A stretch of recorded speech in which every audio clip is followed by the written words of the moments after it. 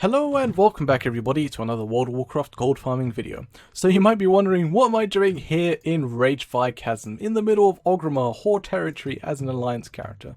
So someone suggested the idea of just doing a gold series on random dungeons, and I guess starting from Ragefire Chasm and going up into the more difficult dungeons and just testing to see how profitable they are.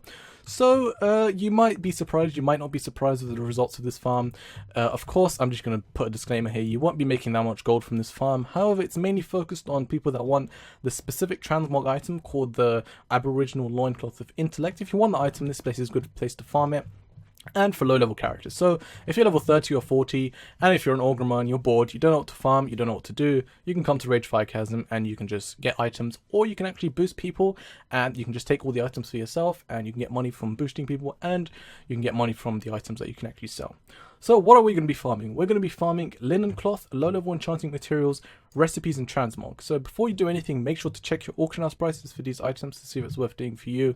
But I'm just going to show you the route of this farm while I'm talking. So basically what you want to do is, the route of this farm is not very difficult. You just want to pull the mobs and just kill the last, well, not the last boss. We're going to ignore the last boss, but we're just going to kill everything at the last point.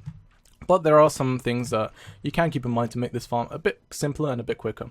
So, Ragefire Chasm is located in Orgrimmar, of course, as most people know by now. So, requirements, level 40 plus, as I said before, or level 30 if you're decently good. So what you want to do is you want to pull this first pack here, and you just want to kill them here. For some reason, the first few mobs here, these orc guys, these corrupted houndmasters, they do run back and reset, which is a bit annoying. But here we go, here's a bunch of items. And I am actually using LootAppraiser this time, just to make farming sexy, as it says here. And I'm using a global market average. So again, as I usually say, this doesn't really mean that these items are worth that much money. So as you can see, the global market value is about 100 gold. It doesn't mean it's worth 100 gold, but it does tell you that it's worth a little bit. So it's usually worth about 10% of that price, maybe lower, maybe higher, depending on the item. So I'm just going to use this item to see mainly of noteworthy items. That's the main feature I keep an eye on. So basically, I'll leave a link in the description for that if you want to pick that up. But for the rest of these mobs, they don't reset, so you can just pull them all the way to the back of the instance.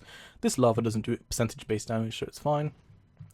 But it usually takes me about 4 minutes to do a run, and you can only do 10 of these runs every hour since there's an instant limit. I don't actually think you can do this on multiple characters. I think it's count bound. So you can only do this 10 times within an hour, and it takes me 4 minutes per run, so that's about 40 minutes to complete all 10 runs. I'm a paladin, and I do have the Pursuit of Justice talent, so I will move 15% faster. So if you're a monk, or if you're a druid, or like a hunter with aspect of the cheetah, you can actually do this quicker than me. So that would be about 3 minutes to 4 minutes for some people, and for most people will be around 4 to 5 minutes. So on average, it will take you about 40 to 60 minutes to do all 10 of these, which is nice. It's a nice round number. So what you want to do is you just want to follow my route here. As you can see, I did pull this boss over here. And he is a bit weird. He does like standing there and doing his spells. But he'll follow you eventually. As you can see, I'm just ignoring this giant worm boss, Slagmore, right now. And I'm going to pull these guys all the way to the back room here. And I'm going to LOS them around the corner so they all come to me since these guys are ranged. But I am using a TradeSkillMaster for the global... what is it? I can't load TSM tooltip while in combat. I'm using it for the global market value, and I'll leave a link in the description for that. I find it a little bit more reliable than the Undermine Journal add-on, which is nice, so I switched to that. And it's a bit more complicated, it's a bit more difficult to use. You actually do have to learn how to use TSM if you want to use it, as opposed to the Undermine Journal.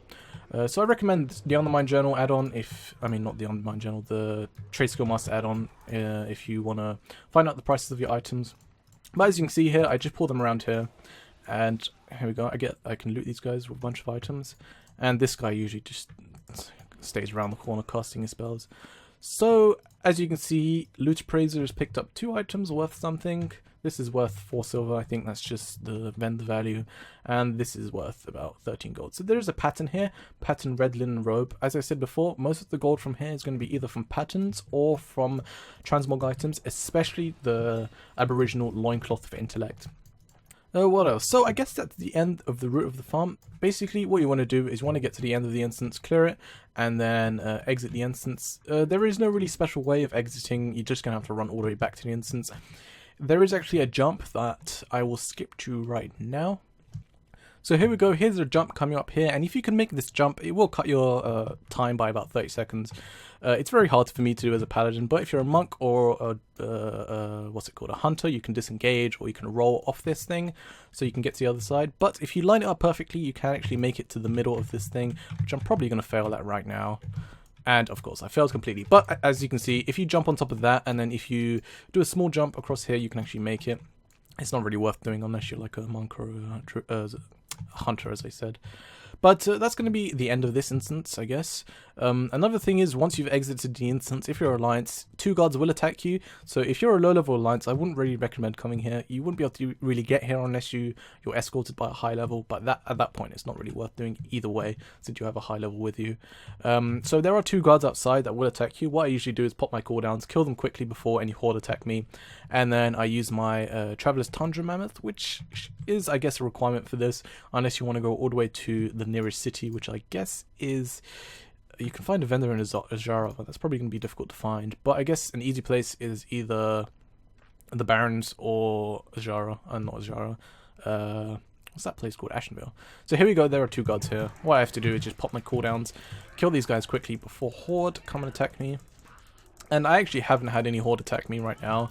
I'm on a role-playing server, so people are not really eager for PvP right now. And then combat will drop after like 5 seconds. And then you can mount up and then you can sell your stuff. A good thing about the LootAppraiser add-on is you can actually reset instances from this add-on. So if I click here, reset instances, and it will say 1 out of 9, and I can actually, if I click on this, I can actually sell trash. There we go, it sells all my trash, which is handy, or I can use this sell junk add-on. But I'll leave a link in the description for LootAppraiser. That's a helpful add-on. And I was being attacked, so let me enter the instance again. So if you don't actually want to download LootAppraiser, you can actually use this add-on to reset instances, and it's called script reset instances, and I'll leave a link in the description for that, or you can just write it down. So other than that, guys, I guess that's the end of this part. As for the gold breakdown, I'm using global market value prices, and within 40 minutes is how long it took me to farm all of this. I got in raw gold 85 silver, I got 75 greens and blues, and I disenchanted all of those except for one item, which is the Aboriginal Loincloth of Intellect, and I basically disenchanted 74 greens and blues for 44 Strange Dust, which sells for 1 gold and 73 silver each for 76 gold in total, 31 Small Glimmering Shards, which sell for 72 silver each for 22 gold, 43 Lesser Magic Essences for 2 gold and 18 silver each for 94 gold, 386 Linen Cloth for 35 silver each for 135 gold, 1 pattern Dark Leather Tunic for 57 gold, 1 pattern Fine Leather Boots for 79 gold, and 1 Aboriginal Loincloth of Intellect for 844 gold.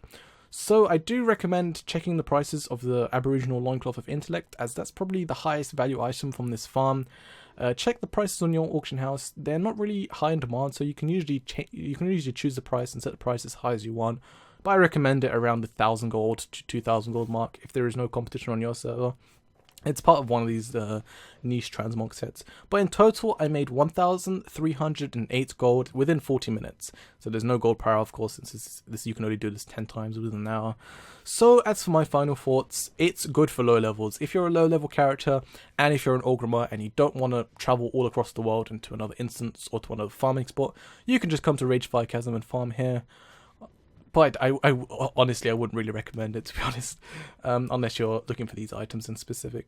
There's a chance at transmog, so it's decently RNG based. The RNG is a bit iffy, so it's not that good, to be honest. And it's quite easy to do. I guess that's a plus.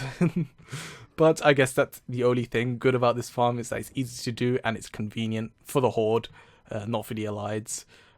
So final question: is it profitable? Not really.